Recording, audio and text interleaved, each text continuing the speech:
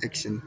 Assalamualaikum warahmatullahi wabarakatuh. Perkenalkan, saya Mahfuz Arizal dari kelas 3E, jurusan Psikologi Islam UIN Salatiga. Di sini saya akan menjelaskan apa sih itu perkembangan psikososial pada masa dewasa awal. Nah, yang pertama ada model tahapan normatif. Tahap keenam perkembangan psikologi sosial menurut Erikson, intermasi versus isolasi adalah isu utama pada masa dewasa awal. Nah, pada masa dewasa awal ini seseorang membuat komitmen personalnya yang dalam terhadap orang lain, maka akan terisolasi dan self-absorbed, terpaku pada kegiatan dan pikirannya sendiri. Yang kedua, penetapan tahapan ini menghasilkan kebijaksanaan, cinta, kesetiaan, mutual antar pasangan yang telah dipilih untuk berbagi hidup mereka, menikahi anak, memiliki anak, dan membantu anak-anak tersebut mencapai perkembangan mereka sendiri yang sehat. Nah, pada masa ini, seseorang itu membuat sebuah komitmen kepada pasangannya. Tadi contohnya untuk sebuah kebijaksanaan, kemudian kesetiaan, rasa dan juga memiliki anak, dan juga kehidupan dengan orang lain. Nah, langsung saja ya, kita ke dasar-dasar hubungan yang intim. Menurut Erikson, memandang perkembangan hubungan yang intim sebagai tugas krusial bagi seorang dewasa awal. Tentu pada masa dewasa awal ini di umur 20-an ya teman-teman ya, itu diharuskan banget kita tuh memahami dirinya kita itu seperti apa sih orangnya, kekurangan, kelebihan, juga kita memahami orang lain juga. Intinya kita sudah mulai tumbuh rasa kepedulian kita yang sangat tinggi pada orang lain. Nah, di sini bisa banget seperti saling menerima perbedaan, saling menghormati, responsif atau respect kepada misalkan seseorang itu membutuhkan bantuannya kita ya, seperti itu. Kemudian pertemanan. Nah, menurut Hartag dan Stephen tahun 1999, pertemanan pada masa dewasa awal dan pertengahan cenderung berpusat pada pekerjaan dan juga aktivitas. Nah, pada masa dewasa awal ini tentu seseorang tersebut sudah memiliki pekerjaannya masing-masing, aktivitasnya masing-masing. Maka dari itu pertemanan mereka pasti berasal dari pekerjaannya itu. Nah, kemudian berbeda nih kalau seorang dewasa awal ini yang sudah menikah dan juga yang belum menikah. Kalau yang belum menikah, mereka nanti akan bergantung kepada teman-teman di pekerjaannya dalam menghabiskan kegiatannya sehari-hari. Tetapi berbeda lagi kalau orang yang sudah menikah, itu mereka akan lebih mementingkan atau memprioritaskan keluarganya, dan juga lebih menghabiskan waktu untuk keluarganya juga, teman-teman. Yang ketiga, cinta. Nah, menurut Robert tahun 1995, sebagian besar orang menyukai kisah cinta mereka sendiri dan cinta adalah cerita. Nah, menurut teori cinta, ketiga elemen cinta tersebut adalah intimasi, hasrat, dan komitmen.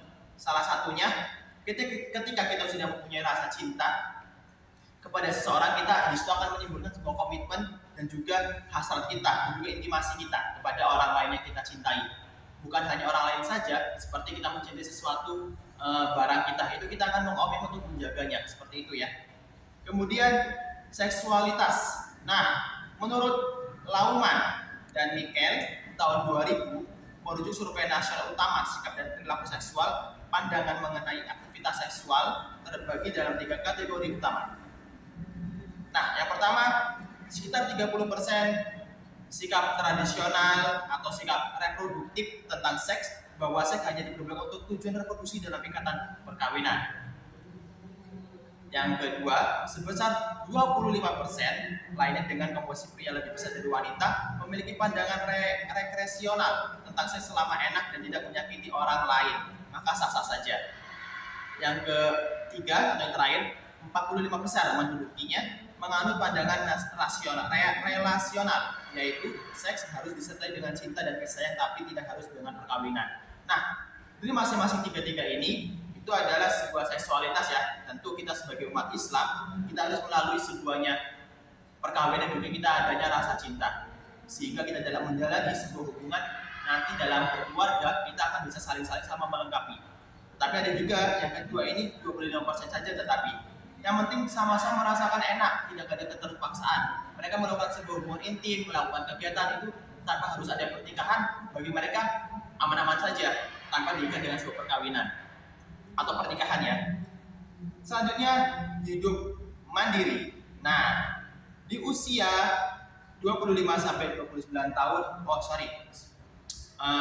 pada masa dewasa awal ini, menurut Phil tahun 2001, jumlah dewasa awal yang belum menikah terus meningkat, teman-teman. Kemudian pada tahun 2000 sekitar 45% usia 25 sampai 29 tahun belum menikah juga. Dan yang terakhir, peningkatan 3 kali lipat sebanyak 1000 pada tahun 1970, bahkan di antara usia 35 40 sampai 40 tahun 15,5% masih tetap belum menikah.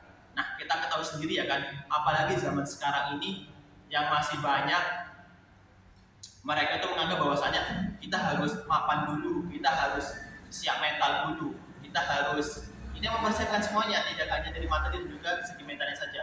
Dan juga kedua individu, laki-laki dan perempuan, mereka harus sama-sama siap. Kebanyakan kalau zaman dulu kita dengan unsur keterpaksaan dan juga unsur suruhan orang tua, dan juga masih banyak banget perempuan itu tidak memandang laki-lakinya harus mapan dulu, yang penting kita nikah aja yuk. Aku udah gak sabar, mungkin ada yang seperti itu alasannya ya. Yang penting nanti kita cari uangnya masing-masing. Tetapi pada saat sekarang mereka sudah banyak melakukan sebuah mempunyai sebuah perbedaan, terutamanya dalam segi menentukan menikah muda atau menikah tua, karena bagi mereka kesiapan itu adalah yang utama. Dan juga zaman sekarang itu ada juga fenomena ya teman-teman ya, itu mereka itu yang perempuan khususnya, mereka lebih nyaman ketika hidup sendiri, dalam artian tidak harus mengurusi suami, tidak harus mengurusi anak, dan juga penghasilan juga aku juga sudah bisa menghasilkan diri sendiri. Mungkin tingkat saya sudah sedikit dibanding ini nanti ketika punya suami, tetapi dampak buruknya juga banyak. Mereka nanti di masa tuanya bayangin hidup sendiri ya kan, kalau ada masalah dipendam sendiri, apalagi seorang perempuan. Dan juga kita sebagai umat Islam kan perlu adanya generasi dari kita sendiri kayak gitu. Jangan sampai kita malah tidak menikah ya, walaupun toh memang kita merasa sanggup sebagai perempuan. Kemudian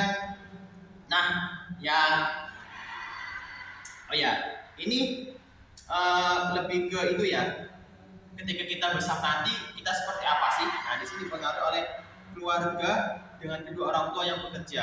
Nah, biasanya ini di masyarakat kita itu ketika